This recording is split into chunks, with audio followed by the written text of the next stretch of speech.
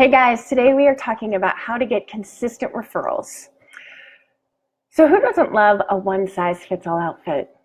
You don't love that? It doesn't really make you look your best. It's too big on some people and too small on others. Well, guess what? Marketing is exactly the same. With very few exceptions, what works for one therapist isn't going to work for another. So then how the heck do you get referrals? Well, let's talk about it. Marketing, first off, right? Number one, you've got to market. In my opinion, there are two must-have marketing activities that everyone should do. The first is to build or have built a really great website. That doesn't mean you have to spend like $1 jillion. It means you have great copy. It means you have great images. It means it's got a clean design that pulls people in. And then number two, you build relationships with colleagues, AKA networking, which I love to talk about, but I think the word networking can put people off sometimes, right?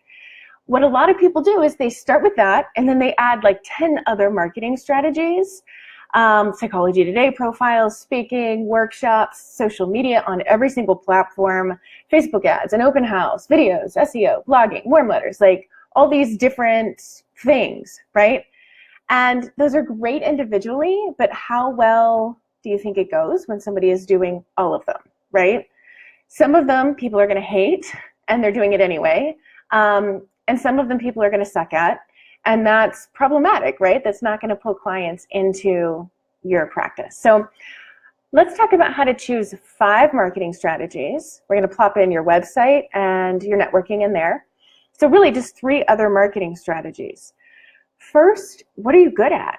If you don't want to throw your computer at the wall once a week like I do, some of the more tech-heavy stuff might be a really good fit for you. SEO isn't rocket science, but it's also looking at where you live and if it makes a lot of sense. If you live in a really big city, is SEO going to be worth your effort or worth your money? And should it then take up one of your marketing slots? But maybe you're a really great public speaker and you really love training people, then speaking or workshops would be perfect to help you get clients. So that was, what are you good at? And then there's also, what does your community need? And when we're talking about your community, I mean like 2 different forms of community. I mean your niche community and your city community. And I want you to stay true to your niche, you know, with both of these, obviously the niche community, but especially within your city community. If your ideal client is more likely to Google for their resources because of shame or isolation, then it makes sense to get yourself ranked on Google. And even if you're in a big city, there are other marketing strategies that will help you do that, like blogging or vlogging. If your community needs more education about how to work with your favorite presenting concern or how to refer clients to those who already know what they're doing, then it makes sense to do speaking, but only if you like it.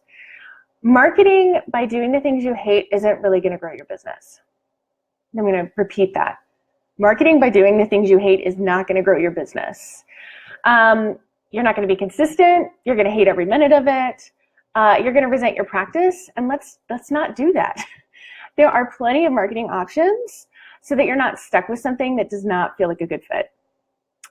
Some of the things that you think you hate, like maybe networking, may be because you're not doing it right or you're not doing it at all. So it's also worth looking at that. Now, I'm not going to say that you're going to be 100% comfortable with the idea of marketing right now. Sometimes it takes some reframing and finding the right strategies so that you can, you know, get some help around that. But being uncomfortable with something and really hating it are 2 totally different things. Usually being uncomfortable, for me at least, just means I'm stretching myself. So what I want you to do when you're considering marketing strategies is to ditch all the things that you're like, oh, heck no, I'm not doing that. But try out some of the maybes. Just try them out and see. Most people's practices aren't going to grow without some marketing. Those of you who are private pay be a lot more intentional about your marketing. So there's that. There's a lot of learning to do, right? And I happen to love marketing because I choose the strategies that work for me. If I had to do a lot of high-tech stuff, I promise you I would resent my business because it is not my strong suit. So I'm going to tell you about the Marketing Fundamentals course that's inside the Abundance Party membership. I go through the top marketing options for therapists, and I walk you through 5 different components in each one. The first one is it for me? And if your answer is a strong no for any of these, if you're like, no, this is clearly not for me, I don't want you to waste your time learning about it, to be honest with you, because there are other options. After that is best practices. So the parts that are not my strong suit, like a lot of the techie stuff, I actually brought in the experts that I've relied on, and they train you, because why take my advice about something I'm not good at, right? The common blocks that I see come up with folks around each of these things is the third piece, and then my favorite resources for each, and then action planning. So it kind of lays out the steps for you under each of these. And this course is just one part of the Abundance Party membership, which you can check out at abundanceparty.com.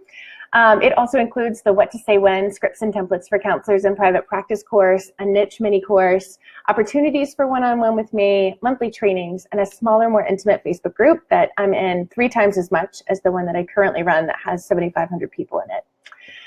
And you can afford it. It's seriously the cost of one copay a month. I priced it so that it can be a no-brainer for you guys to get the help that you need to have the practice that you want.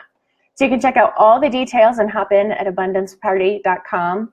I call it Abundance Party because it's more fun, but it's spelled the same. I'd love to have you in there. It's $29 a month. The price goes up August 19th, though. So if you get in soon, you can lock in that lower monthly rate. All right. Have a great day.